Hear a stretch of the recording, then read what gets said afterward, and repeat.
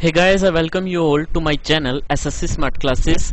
अगर आपने previous lecture नहीं देखे इकोनॉमिक्स के, बहुत ही बेस्ट तरीके से मैंने करवाए हुए हैं। लगभग आपके 85% जो टॉपिक है मैंने कंप्लीट करवा दिए हैं। 2-4 वीडियो में वो भी कंप्लीट हो जाएंगे, बाकी के टॉपिक आपके।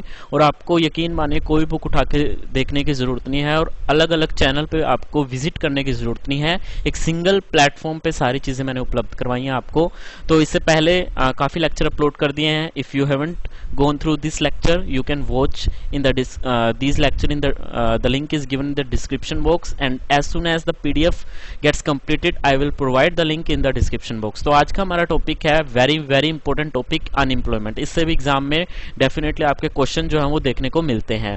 सो देखिए, अनएम्प्लॉयमेंट होता क्या है। अनएम्प्लॉयमेंट को अगर मैं डिफाइन करूं तो अनएम्प्लॉयमेंट को मैं डिफाइन करूं तो ऐसे सिचुएशन है the person able and willing to work are seeking jobs at the prevailing wage level but they are unable to get the same. यानी कहने का मतलब बेरोजगारी का क्या होती है, उसमें क्या है, एक पर्सन करने के योग्य है और करना चाहता भी है, योग्य भी है और उसकी इच्छा भी है काम करने की, लेकिन एक प्रिविलेज वेज पर। यानी कि उसको अगर इतना वेज नहीं मिलता तो फिर वो नहीं करेगा उसको, ठीक है। और उसको अगर वो नहीं मिलता तो फिर वो क्या रह जाता है, वो जॉब नहीं करेगा वो, या फिर वो अनएम्प्लॉयड जो है वो रह जाएगा। तो उसे ही बोलते हैं अनएम्प्लॉयमेंट। जैसे मैं एग्जाम्पल के तौर पर अगर कहूँ, सपोज करो किसी ने एमबीबीएस की है, ठीक है, या फिर किसी ने बीटेक की है, ठीक है।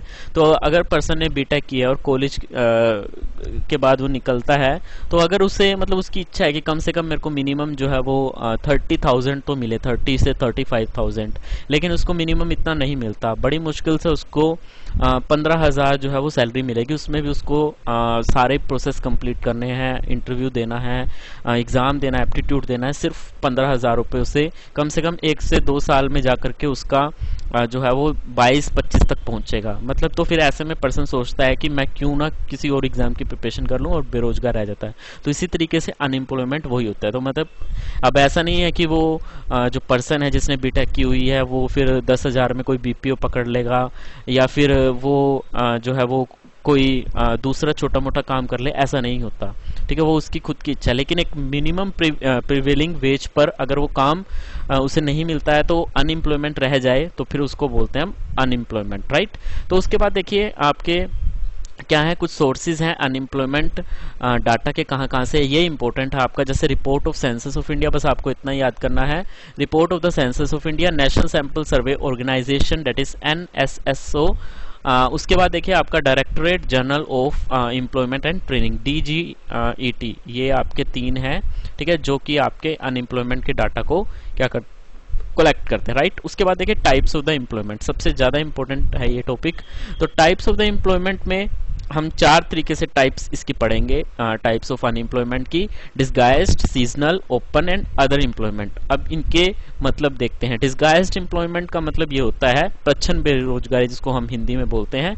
किसी उत्पादन क्षेत्र में अगर आवश्यकता से अधिक लोग होते हैं तो ऐसे में कुछ लोगों को अगर आप हटा भी दो तो आपकी प्रोडक्शन पे कोई फर्क नहीं पड़ेगा। इसका सबसे अच्छा एग्जाम्पल है कृषि, ठीक है, एग्रीकल्चर फील्ड में। उसमें एक पर्टिकुलर जो खेत होते हैं उसमें परिवार के सारे सदस्य लग जाते हैं, हालांकि इतने सदस्यों की जरूरत ही नहीं होती वहां पे।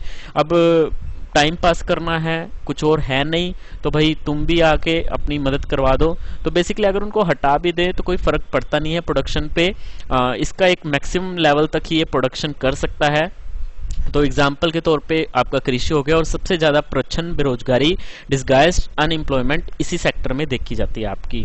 उसके बाद देखिए आपका सीजनल अनएम्प्लॉयमेंट, सीजनल अनएम्प्लॉयमेंट में नाम से पता चल रहा है कि कुछ एक पर्टिकुलर सीजन में ही काम मिलता है, उसके अलावा वो काम नहीं मिलता। अब ऐसा नहीं है कि वो अगर दूसरा सीजन है तो कोई और काम पकड़ ले। मेरे कहने का मतलब है कि अगर वो कोई और काम नहीं पकड़ता है, जैसे इसका एग्जाम्पल ये हो गया आपका अंडे की रेडी होगी।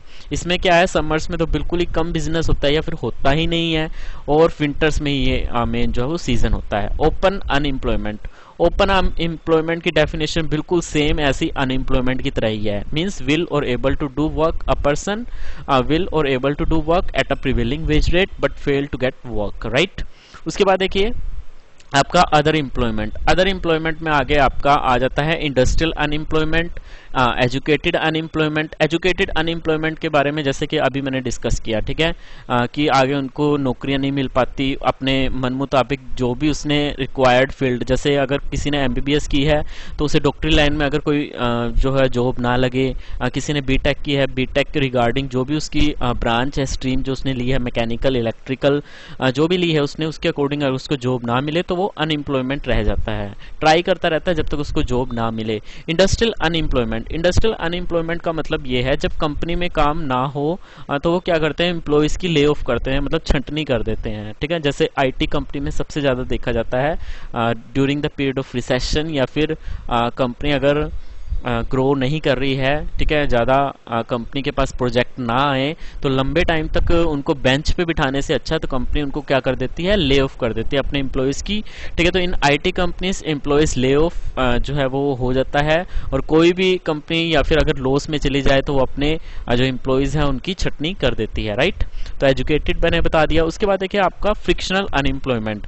फ्रिक्शनल अनएम्प्लॉयमेंट होता है जब पुरानी जॉब छोड़कर कोई नई जॉब न मिलने तक की जो टेम्परेरी अनएम्प्लॉयमेंट होती है, ठीक है। फॉर एग्जांपल अगर मैं कहूं जैसे आप किसी कंपनी ए में जॉब करते हैं, राइट, और आपको क्या है कंपनी ए से आप स्विच करना चाहते हैं, छोड़ना चाहते हैं कंपनी ए, तो फिर आप क्या करोगे, दूसरी कंपनी में आप क्या करोगे, अप्लाई कर दोगे, ठीक है, दूसरी कंपनी में। तो जब तक आपको दूसरी कंपनी में जॉब नहीं मिलती है या फिर किसी कारणवश आप ए से भी जॉब छोड़ ए से भी, ठीक है, आप जॉब छोड़ देते हो और बी में, जैसे आपको अगर मैं एग्जांपल दूं कि आप एक प्राइवेट कंपनी में काम करते हैं, ठीक है, और बी आपको छोड़ के इसको गवर्नमेंट सेक्टर में जाना, यानी कि आप एक ही जॉब छोड़ देते हो, प्राइवेट कंपनी की जॉब छोड़ देते हो, आप कोई गवर्नमेंट एग्जाम की प्रिपरेशन करने लग जाते हो, और आपका क्या है, एग्जाम कई बार सपोज करो ना निकले, तो फिर ऐसे में आप क्या रह गए, बेरोजगार रह गए, और आप वो जो आपकी अनएम्प्लॉयमेंट है, जब तक आपको जॉब नहीं मिलती है, ठीक है, आपको मान लो तैयारी कर रहे हो, आपको 6 महीने बाद या 1 साल बाद जॉब लगी, ठीक है, तो वो जो बीच का टाइम पीरियड है जिसमें आप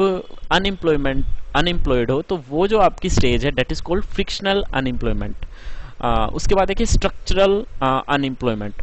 स्ट्रक्चरल अनएम्प्लॉयमेंट में होता है कि जब हम नई टेक्नोलॉजी जब मार्केट में आती है उसके अकॉर्डिंग हम कोप अप ना कर पाए, तो इसकी वजह से हमें जॉब से निकाल दिया जाता है। तो ये सबसे अच्छा जो है वो स्ट्रक्चर अनएम्प्लॉयमेंट में अगर मैं कहूँ सबसे अच्छा एग्जांपल, जैसे अगर मैं कहूँ आईटी कंपनीज में अगर कोई नई टेक्नोलॉजी के साथ कोप अप नहीं कर पाता, जैसे आजकल नई नई टेक्नोलॉजीज, उसमें हर टाइम क्या होता है, टेक्नोलॉजी के एडवांसमेंट होती रहती है, तो इसमें अगर कोई उनको ऐसा लगेगा कि बंदा जो पहले से स्किल्ड है, जिसके पास नई टेक्नोलॉजी का अनुभव है, तो फिर वो क्या करते हैं, उसको लेना पसंद करेंगे बजाय कि दूसरे एम्प्लॉय जो कि ओल्ड टेक्नोलॉजी पर बेस्ड जो है वो वर्क कर रहे हैं, राइट।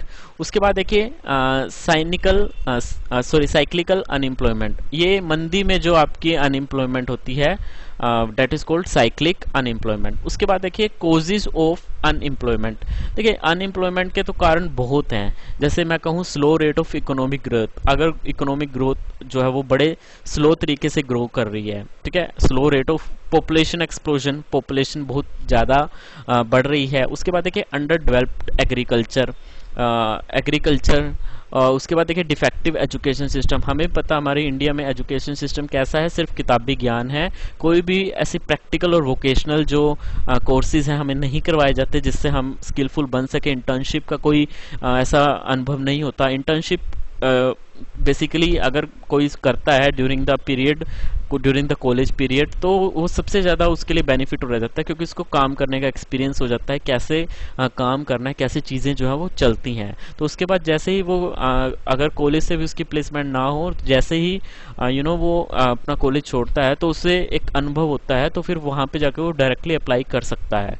तो ऐसे में हमारा एजुकेशन सिस्टम ही डिफेक्टिव है, जो इस तरह की चीज़ों को प्रमोट भी नहीं करता। हालांकि उनका कुछ इस चीज़ से जा नहीं रहा, सिर्फ एक काउंसलिंग करने की ज़रूरत है। उस टाइम पे बच्चों को पता नहीं होता है, ये इन चीज़ों के बारे में अनुभव नहीं होता। ऐसे में उनको अनुभव करवा के अगर ये सारी चीज़ें मुहैया करवाई जाएं तो वो डेफिनेटली बहुत अच्छा अचीव कर सकता है उसके बाद देखिए स्लो ग्रोथ ऑफ इंडस्ट्री की अगर ग्रोथ स्लो होगी तो कैसे वो ज़्यादा वर्कर्स को हायर करेगा, एम्प्लॉयज़ को हायर करेगा, राइट। उसके बाद देखिए कॉटेज इंडस्ट्री और जो स्मॉल स्केल इंडस्ट्री है उनका डिक्लाइन होना, लो कैपिटल फॉर्मेशन, ठीक है, ये सारी चीज़ें क्या है, अनएम्प्लॉयमेंट के कारण है। कैपिटल भी ना हो कई बार कोई व्यवसाय शुरू करने के लिए। उसके बाद देखिए अनएम्प्लॉयमेंट की प्रॉब्लम को हम सोल्व कैसे करें, तो सोल्व करने के भी वही है, पॉपुलेशन कंट्रोल हमें सबसे पहले तो करना पड़ेगा। कितना ज़्यादा पॉपुलेशन जो है वो बड़ी तेजी से जो है वो एक्सपोनेंशियली पॉपुलेशन जो है वो ग्रो कर रही है।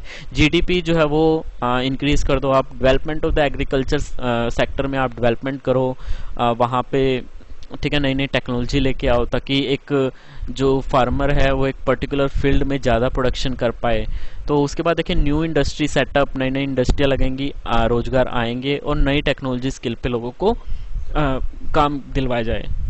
तो होप ये वीडियो आपको अच्छी लगी होगी, तो प्लीज़ ज़्यादा से ज़्यादा इस वीडियो को शेयर कीजिए, लाइक कीजिए। तब तक के लिए धन्यवाद।